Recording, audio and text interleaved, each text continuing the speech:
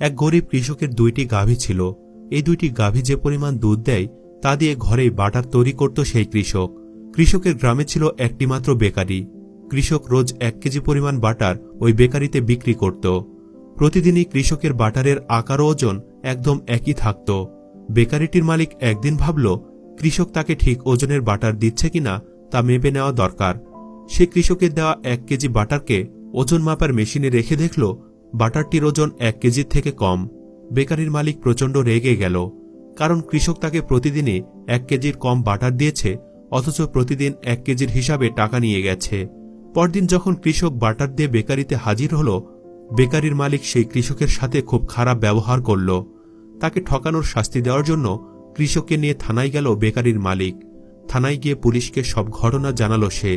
কৃষক পুরোটা সময় মাথা নিচু করে চুপ করে থাকল। পুলিশ বেকারির মালিকের কথা শোনার পরে কৃষককে প্রশ্ন করল, কেন তুমি ওজনে কম বাটার দিয়েছ? উত্তরে কৃষকটি মৃদুস্বরে বলে, জনাব, আমাকে ক্ষমা করুন, আমার বাসায় কোনো ওজন মাপার যন্ত্র নেই। পুলিশ আবারও জিজ্ঞেস করলেন, তাহলে তুমি 1 কেজি পরিমাণ বাটার কিভাবে আন্দাজ করে প্রতিদিন বিক্রি করতে? কৃষক এবারে মাথা তুলে স্পষ্ট করে বলল, জনাব, আমি বাটার বিক্রি শুরু করার আগের দিন এই বেকারি থেকে খাওয়ার জন্য একটি 1 কেজি ওজনের রুটি কিনেছিলাম। আমার যেহেতু কোনো ওজন মাপার যন্ত্র নেই, তাই আমি সেই রুটির ওজন ও আকার অনুযায়ী বাটার তৈরি করেছি এবং বিক্রি করেছি। পরবর্তীতে আমি রোজ এই বেকারি থেকে রুটি কিনে তার সমান ওজনের বাটার বেকারির মালিকের কাছে বিক্রি করেছি। আমি ওজনে কম দেইনি জনাব। কেউ যদি এখানে কাউকে ঠকিয়ে থাকে তবে তা বেকারির মালিক নিজেই।